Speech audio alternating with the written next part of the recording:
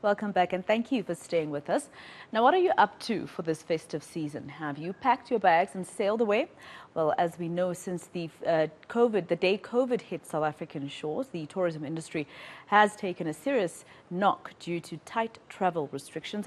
However, this year it seems to have changed, with many holiday makers using this opportunity to rest, recuperate and go on holiday. So where are most South Africans headed to for the festive season?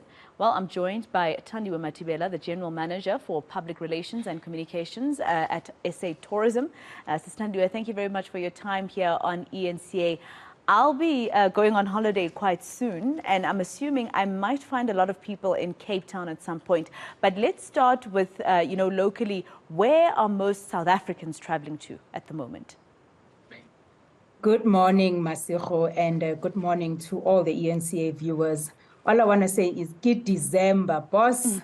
We are here now. The country is open.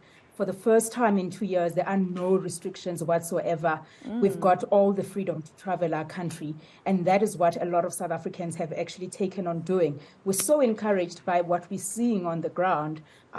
Different anecdotal information indicates that South Africans have gone out and they're really exploring their country. And that is very encouraging. And international tourists, are they also coming to South Africa in droves compared to what's happened in the last 2 years?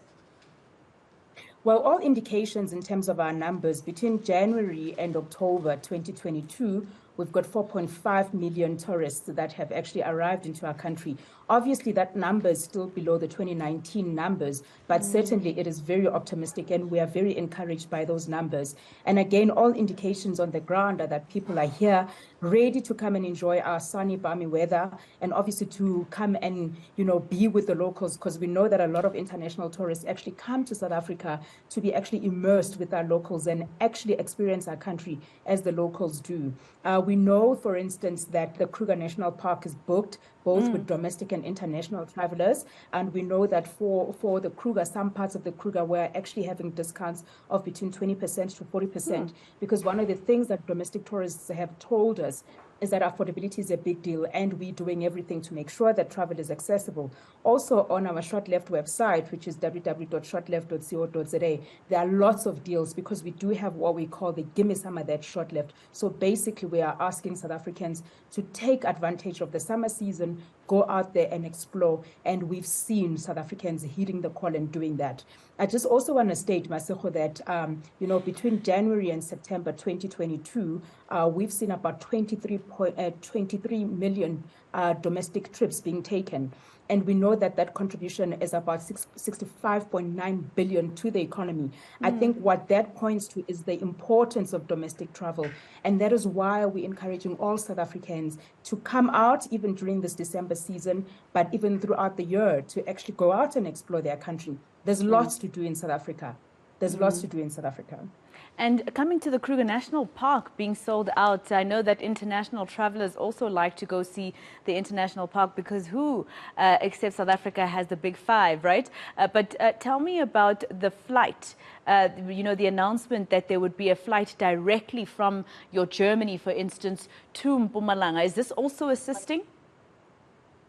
Yes, absolutely. You know what we are told by tourists is that obviously the easier it is to get to a place, the better. Yeah. So obviously a direct flight helps for that. So earlier this year, we launched a flight directly from the Netherlands to the Kruger International Airport. And again, in November, we launched the Eurowings Discover flight that actually comes from Germany to the Kruger. What that does is that we know that a lot of Europeans are actually looking for that big safari experience, as you've already indicated. So what that does is that it brings them direct to the experience that they're looking for. But over and above that, it actually promotes domestic tourism in what you would deem as the smaller provinces, the lesser visited provinces. But then again, it also opens the network, because we know that South Africa's got quality roads. Once people are at the Kruger, they can go visit neighboring provinces and they can obviously interact with the locals. So that is why direct flights are very, very important. And just by the way, Masiho, Kruger is not only enjoyed by people that are from outside of South Africa. We also know that South Africans love to explore the bush. South Africans want to go to the beach, and South Africans also want to, relax. The one thing that has also happened this year for the first time in 2 years is that we can actually have big events. You know, we've got activations that we have also dubbed under the Give Me Some of That Short-Lived activations, where we are actually going around the country, interacting with South Africans, actually seeing them enjoying their country.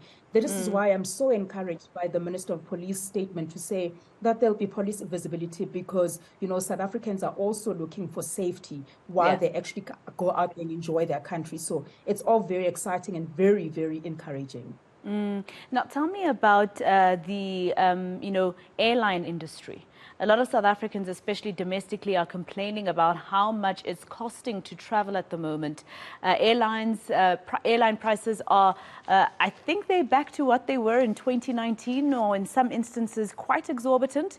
And then there's also Greyhound, for instance, other ways of traveling. South Africans have also been expressing how expensive that is as well. And you know, it's been a tough time for all South Africans with everything that's been happening around us. Is this affecting anything when you look at all your statistics? What we do know also, because Masigo, what we pride ourselves here with at South African Tourism is the insights that we keep deriving both from our partners as well as the consumers themselves. So we do get a lot of feedback around issues that actually affect or impact people's ability to be able to travel. And we do know that affordability is a key consideration. And on affordability, that's why if you go onto our shortleft.co.za website, we have discounts for an array of preferences and for all different provinces so that people can actually be able to tap into those discounts. But when it comes to airlines, we know that some airlines have obviously fallen off the radar, but equally so, there are airlines that have actually come on board, you know. And we do know that we also try to work with those partner airlines so that we can make domestic travel accessible because we do know that value for money is a big consideration for anyone that seeks to travel. I'm also very glad that you mentioned partners such as the Greyhound, because, you know, a lot of our South Africans also traverse the country through road and not necessarily by air only. And we've seen on social media already that the demand is very, very high. We do have partners such as Greyhound and Cityliner actually adding more buses to be able to actually to accommodate, you know, the demand. So as much as obviously there are cost considerations, there is also a lot of travel that is happening. And that is also thanks to South Africans who are actually just thirsty to explore their country. But we also know that South Africans are going home to visit family and friends. Yeah, it's just, you know, a lot of people have now been, expressing how if it's going to keep on rising, if the price of flying, for instance, is going to keep on rising, and then the hotels or Airbnbs also cost quite a lot, then you might as well just save up to go to another country and not travel in your own. And that's, you know, I would assume is also a concern for you as SA Tourism if it ever got there. But my last question very quickly, load shedding. How's that affecting you? You know, load shedding is affecting each and every one of us as South Africans. And we do know that obviously from a tourism sector, it does affect some smaller businesses. But what we do also know is that businesses have also over time geared themselves up to be able to have backup energy supplies.